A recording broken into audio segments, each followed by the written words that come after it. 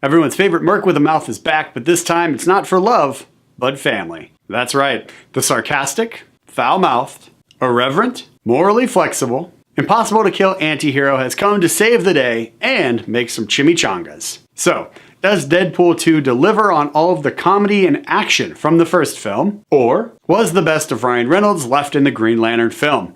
Let's talk about it in this spoiler-filled movie review. Start of this movie begins by showing us what Deadpool has been up to as one of the world's best assassins. He's still madly in love with Vanessa, so much so that after her death, he tries to blow himself up so that he can join her in the afterlife. And the afterlife apparently is just a cleaner version of their apartment. From there, he joins up with the X-Men to be an X-Men in training. Then he gets arrested, he breaks out of the mutant prison, and then he creates his own super team, the X-Force, to eventually save the day. The story itself is pretty straightforward. However, there are enough absurd moments peppered throughout this story to keep things fresh, and that was a delight. Plus, Julian Dennison and Zazie Beetz brought their own unique personalities to their characters, and those really meshed well with the other established characters in this film. So far, I've seen 2 films with Zazie Beetz in them, and I've enjoyed both of the performances she gave in both films, so I'm actually looking forward to seeing what else she brings to the big screen going forward. In the first film, we see that it's his love for Vanessa that eventually pushes him to become the hero. In this story, it's about seeing the heart of people and being there for family. And yes, as we'd expect from this franchise, there's plenty of gratuitous violence and lots of adult humor that did have me laughing out loud. And mixed in with the wildly inappropriate and off-color jokes, there rests an anti-hero who, despite all of his character flaws, sees people for who they are, not who they pretend to be. It's even mentioned by Cable, played by Josh Brolin, towards the end of the film when he compares Deadpool's personality to that of the personality of his dead wife. So if it wasn't made clear by story alone, it was blatantly stated in the third act of this film.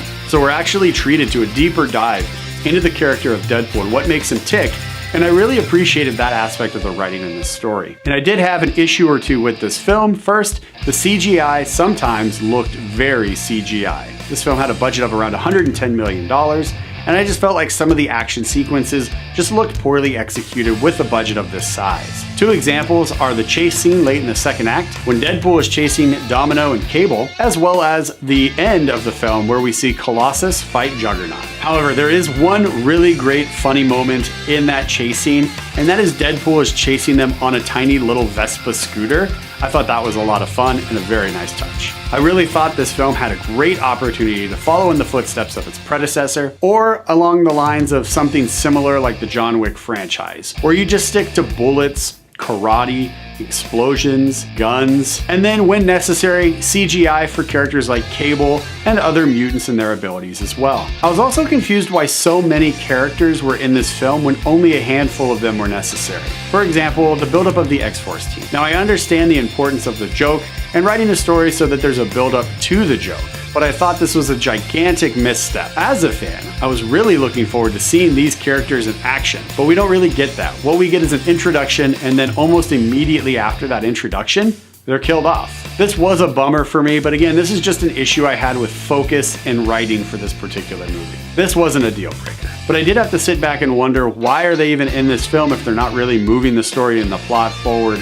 Why waste all that screen time, and why waste the budget on these characters who are literally just going to be killed off almost immediately? There's potentially just a big expense for a laugh, and I feel like those characters could have been used for so much more. And continuing with the notion that characters are brought in just for the sake of a joke, we see this again later in the film.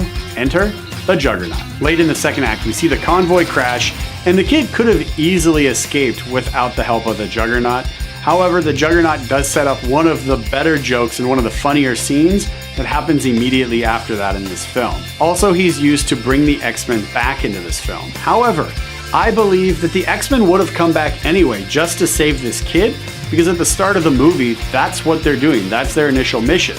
The X-Men come together to save this kid. So the Juggernaut, wasted. Deadpool 2 is playing at your local movie theater right now, and if you enjoyed the first film, you will not be disappointed with this one. Its humor is just as crude and inappropriate as we have come to expect and enjoy from this character, and some of the action scenes do actually look pretty good. The 2 main issues that you just heard from me were not deal breakers. In fact, I enjoyed this film so much because of how much heart the story had and how it stuck with the theme of family. Sometimes you do get to pick your family, and this movie did a really great job showcasing that belief from beginning to end. This film was everything I was hoping for from a Deadpool sequel, with a misstep or two, but overall, I really enjoyed my time in the theater with these characters and this story. And because of that, Deadpool 2 is getting both high fives from this guy. Deadpool 2 is playing at your local movie theater right now. Check it out.